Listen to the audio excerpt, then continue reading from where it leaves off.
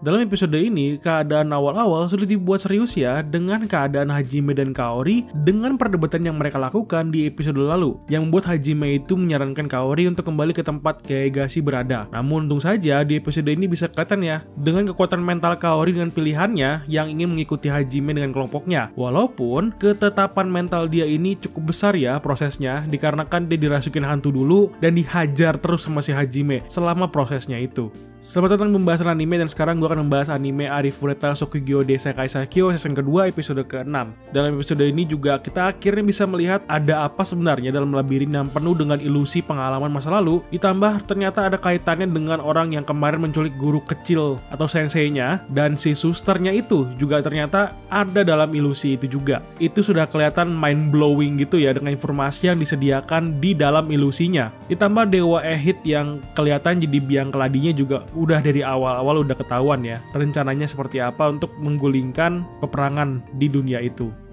Di awal episode dilanjutkan dengan percakapan antara Hajime dengan Kaori dengan pilihannya setelah melewati labirin ini, dengan Hajime yang masih memberikan informasi mengenai pilihannya untuk tetap mencintai Yue dan tidak memilih yang lain di hatinya. Ditambah jika memang Kaori memang mau ikut dengan kelompok Hajime, sekarang ini juga kelihatan kalau dia itu harus seperti Sea, di mana dia tidak mempedulikan apa yang dikatakan oleh Hajime dan tetap mengikuti Hajime dalam misinya. Karena dalam hati Sea juga sebenarnya juga suka dengan si Hajime ini kan. Namun perbedaan dia dengan Kaori itu dalam kesabaran dan mental gitu ya. Karena kalau Sea itu dibawa enjoy aja ketika menyangkut masalah suka dengan Hajime, berbeda dengan si Kaori. Setelah dalam percakapan ini, Hajime langsung membawa atau mengangkat Kaori ke atas kapal dan mulai melihat sekitaran yang berada di atas kapal itu. Dan bisa terlihat sesuatu yang memang tidak seperti bekas perang karena kapalnya terlihat biasa aja tanpa ada kerusakan akibat serangan dari luar. Ketika Hajime menyuruh Kaori untuk bertahan dan berhati-hati, inilah akhirnya mereka berdua dimasuki oleh ilusi kembali. Namun dalam ilusi ini terlihat bukan seperti sebelumnya, melainkan sebuah pesta yang dihadiri oleh semua ras seperti Ajin, iblis dan manusia itu sendiri. Yang cukup bikin penasaran, zaman apa sih ini ya?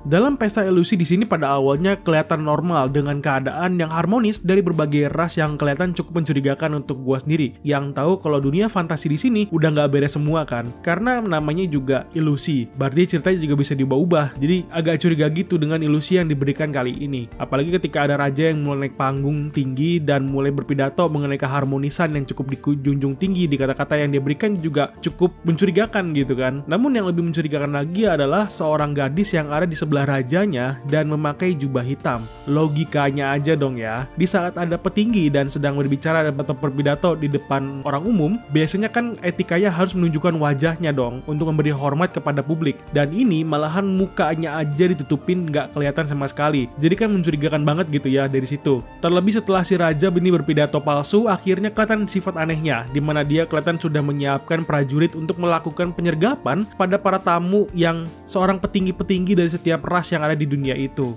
dan dibantailah habis-habisan di adegan di sini ya. Cukup gore sih adegannya, walau kelihatannya cuman terbang-terbang doang anggota badan mereka, tapi cukup sadis gitu untuk melihat adegannya di sini. Setelah adegan sadis tersebut, di sini Hajime dan kita juga sebagai penonton bisa mendapati sebuah petunjuk sebenarnya mengenai cewek berjubah hitam yang berdiri di samping raja pada ilusi sebelumnya. Cewek itu berambut putih yang ketara banget gitu ya, seperti cewek yang akan kita lihat nanti di ending. Ditambah ada sebuah pertanyaan muncul dari Hajime ketika melihat ilusi pembantaian sebelumnya. Pertanyaannya yang memang masuk akal dari Hajime, yaitu adalah kenapa sifat raja dan perilakunya tiba-tiba berubah seketika dalam setahun setelah perjanjian perdamaian didapatkan. Karena bisa dilihat juga oleh kita ketika raja sedang berpidato di situ, kita bisa melihat kalau orang-orang yang mendengar pidatonya itu terlihat cukup menghormati dan menyukai si raja, yang menandakan kalau si raja ini memiliki itikat baik. Namun, kenapa tiba-tiba bisa berubah seketika? Makanya itu ya, yang kelihatan memang si dewa gila Ehit ini yang memanipulasi manusia untuk tunduk dengan dirinya dan membuat kerusakan pada orang-orang di sana. Mungkin karena itu juga ya, dewa lain yang mengetahui itu juga ingin melawan si dewa Ehit ini dengan membuat pemujanya juga berperang melawan manusia. Jadi kayak ada campur tangan oleh dewa itu, makanya mereka akhirnya berperang gitu ceritanya, mungkin kayak gitu ya.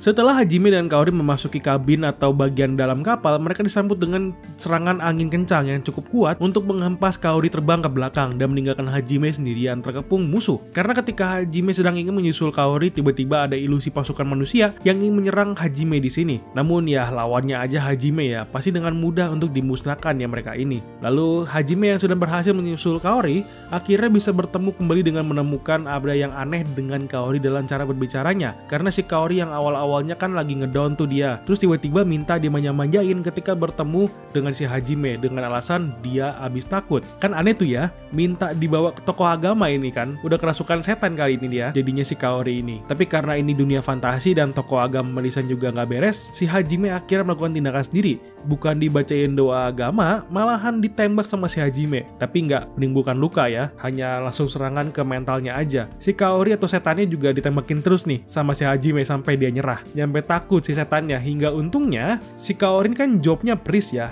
Jadi dia punya skill untuk mengirimkan roh ke surga jadinya ya, yang bisa mengeluarkan setannya keluar dari badan Kaori dan berjalan tenang ke atas. Untungnya saja.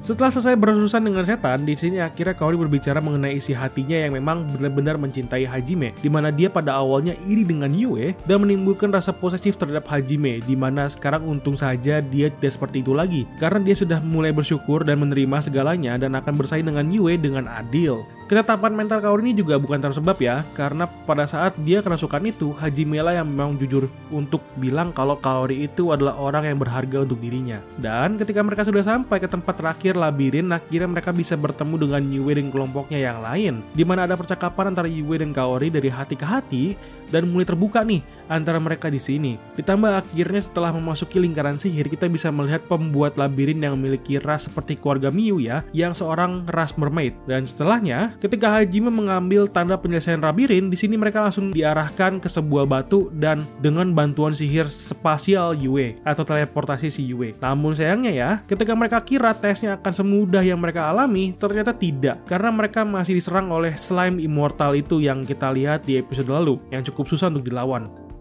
Dalam pertarungan yang singkat inilah yang membuat semuanya kelabakan dengan apa yang mereka harus lakukan untuk melawan si slime ungu ini. Karena jika kalian ingat kan, dalam melawan ini monster kagak ada yang mempan sama sekali. Dari api hingga air laut pun tidak mempan gitu ya untuk melawannya. Makanya si Hajime memiliki ide untuk menghantam si monster ini dari dalam tubuhnya dengan bantuan dari batu ledakan dalam air seperti ludal biasa. Tetapi sayangnya Hajime butuh waktu dalam pembuatan senjatanya. Namun monsternya sepertinya tidak akan membuang-buang waktu ya, dan langsung saja ingin melahap mereka dengan cepat. Dan pada segenting itulah tiba-tiba ada bantuan datang, yaitu kedatangan dari pasukan ikan yang diketuai oleh Lehsan, si ikan aneh yang pernah kita lihat atau Hajime dan saya lihat atau temui saat di labirin di season 1. Di awal-awal Hajime keluar dari neraka dan ketemu sama ini ikan. Baru dia sekarang ya ketemu lagi sama si Lehsan ini. Keren dah si Mr. Lehsan. Kocak, ngakak banget pas nonton bagian ini. Karena tiba-tiba kan dia datang dan menyelamatkan Hajime dengan yang lainnya. Keren dah si Lehsan. Udah lama gak ketemu, tiba-tiba udah di laut aja kan.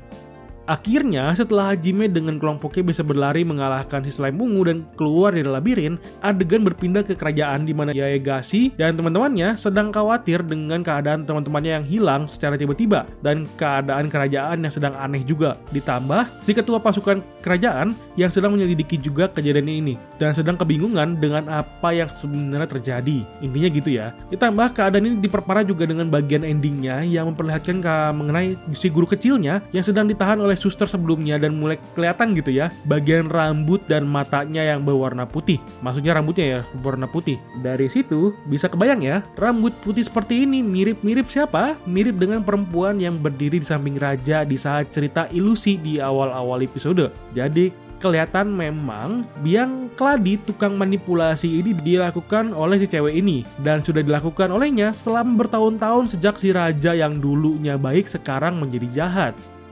Oke, itu aja pembahasan mengenai Arifureta Shokugyo Desakai Saikyo season kedua episode ke-6. Jika kamu suka dengan pembahasannya, silahkan di like videonya dan subscribe channelnya. Lalu berikan pendapat kalian mengenai anime ini. Tulis kolom komentar ya. Sampai ketemu di video lainnya. Thank you and bye-bye.